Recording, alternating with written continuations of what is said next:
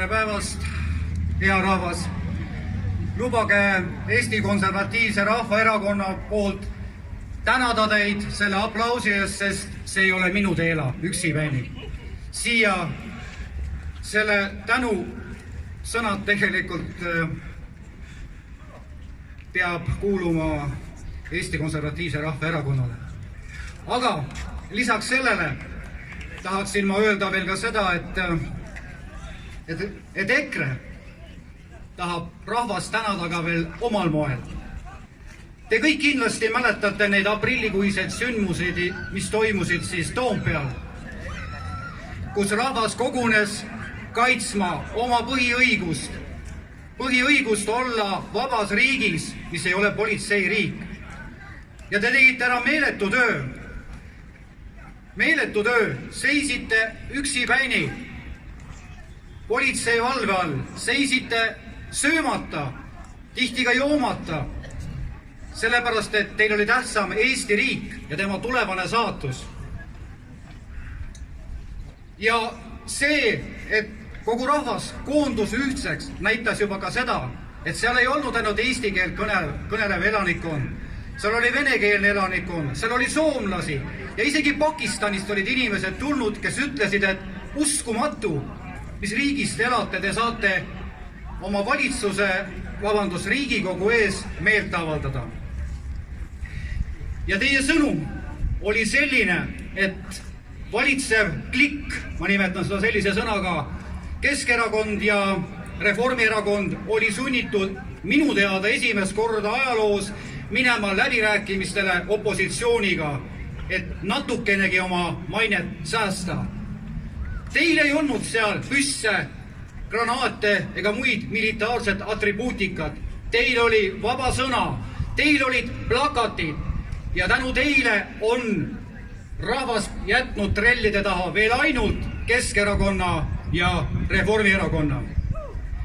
Ja see, et see NETS nõnda nimetatud täielikult vastu ei võetud, on just teie tehtud asi. Mitte keegi poleks seda ilma teieta saanud hakkama. Nii et selles mõttes olete tegelikult teie selle seaduse muudatuse läbiviimise tagaseisjad. EKRE üks juhtidest, Mart Helme, ütles oma sõnavõtus järgmised sõnad. Me tegime taktikalise taandumise, kuid me jätkame sõda. Ja kui praegune valitsuserakond arvab, et ta saavutas võidu, siis ta väga eksib sellest. Te kõik teate, mis on Pyrrhose võit. See on siis, kui võit võrdub kaotusega, ehk sa oled kaotanud oma armee. Ja tõesti, me NETS ei suutnud täielikult tagasi lükata. Aga need, kes te olite eesliinil, talusite politsei jõhkrust, teid tassiti politseiautodesse, võeti seal paljaks, keelati trummi mängimine, keelati musitseerimine, mängida Eesti hümni. Sõideti Riigikogues isegi riigikogulaste poolt otsa, et need on jõhkrused. Tuletame meelde Toormoori söögi kohta, milline jõuline militaarne aktsioon seal läbi viidi. Mäletate, et siin samas Vabaduse platsil olid ju ka koerad, hambuni relvastatud mehed. Jah, me ei saavutanud NETS-is võitu täielikult, aga rahvas, kas te teate, te tõmbasite praeguse valitsuse alasti. Et sellest tuli välja, et meil ongi politseiriik. Ja see on just teie teene.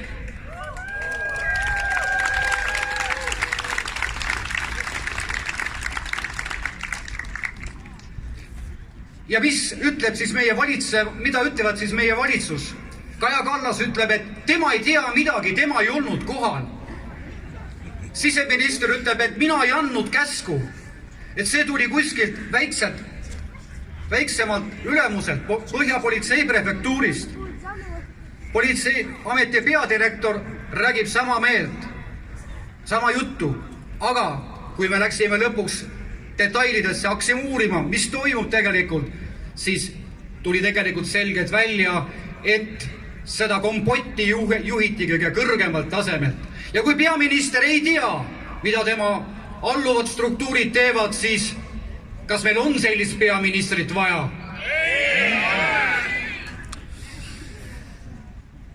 Jah, ma usun siiski, et politsei, kes teie kallal siin jõudu tarvitas, ülemäärast jõudu tarvitas, need lihtpolitseinikud, ma arvan, nad ei tundnud ennast hästi, ma usun südames seda, vähemalt mitte kõik.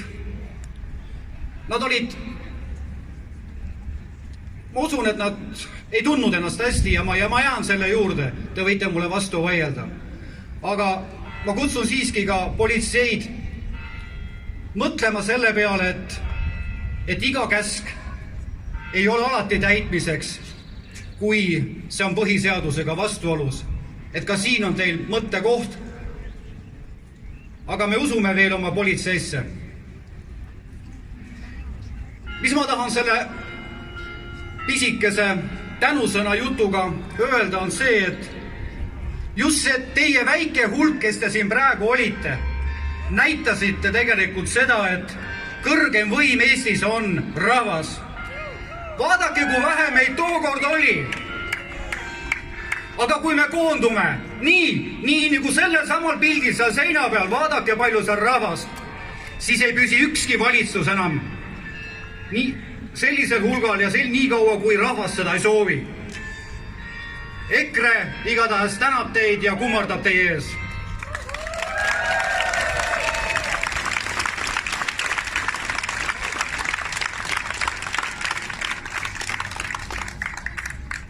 Räägiks ka mõne sõna sellest olukorrast, mis me praegu oleme. Ma olen tihti mõelnud selle peale, kuidas te olete üldse suutnud ellu jääda, sest väga paljudel on olemas liisingud, pangalaenud, peale selle eluaseme maksed, süüa on vaja osta, lapsi on vaja koolitada. Te olete teinud midagi sellist, mida ükski teine rahvas ei oleks suutnud teha. Ja kõik sellepärast te olete uskunud seda, et meie juhid räägivad teile tõtt. Aga mina ütlen, et nad ei räägi teile tõtt. Kõigepealt meil on olemas selline müstiline institutsioon, kes nõustab valitsust. See on teadusnõukogu.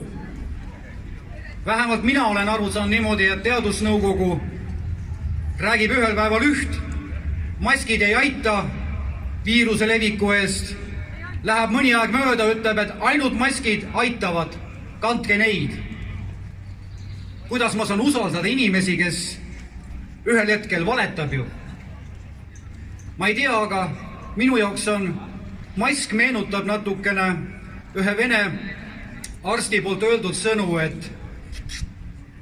et idamaades pidi mask näitama allutamise sümbolit.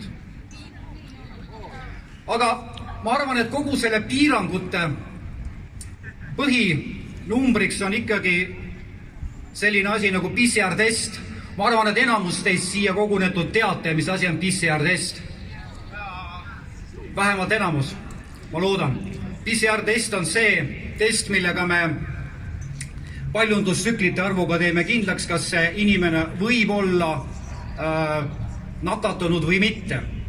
Ja kui ütleme ülemaailmne standard ütleb, et see number on kuskil 20–30 ja WHO on jaanuaris saatnud välja siis teatise, mis ta peab optimaalseks 26 paljundustsüklit, siis meie PCR-testid on 35–40. See tähendab seda, et nad on üle võimendatud ja nad ei näita viiruskoormust, vaid näitavad viiruse fragmendi olemasolu, ristreostuse olemasolu või ükskõik mille muu olemasolu. Ma usun, et hilisemad kõnelejad räägivad selle asja täpsemalt lahti. Aga miks ikkagi nad ei taha seda PCR-testi alla viia? Ma ei tea seda. Ja kõige huvitavam on ka see, et mitte keegi mitte kunagi ei ole julgenud mulle tulla vaidlema vastu või ütlema dispuuti pidama, miks pärast see number on nii kõrge. Kõik väldivad seda. Eelmine nädal oli väga huvitav juhtum, kus Euroopa Liitude asjade komisjonis, kus olen mina ka, tuli meie välisminister Liimets, kes räägib, et meil tuleb vaktsineerimispass ja kes on läbi põdenud, saavad siis selle passi ja kes on vaktsineeritud, saavad passi. Ja kes ei ole vaktsineeritud, neid siis testitakse. Me esitasin väga lihtsa küsimuse. Öelge palun, proua minister, et mis on see testimisel paljundustsüklite arv? Ja siis juhtus midagi enneolematut. Vaeseke minister oli unustanud oma mikrofoni välja lülitamata ja ta küsib oma ekraanitagustelt nõunikelt, mis ma nüüd ütlen.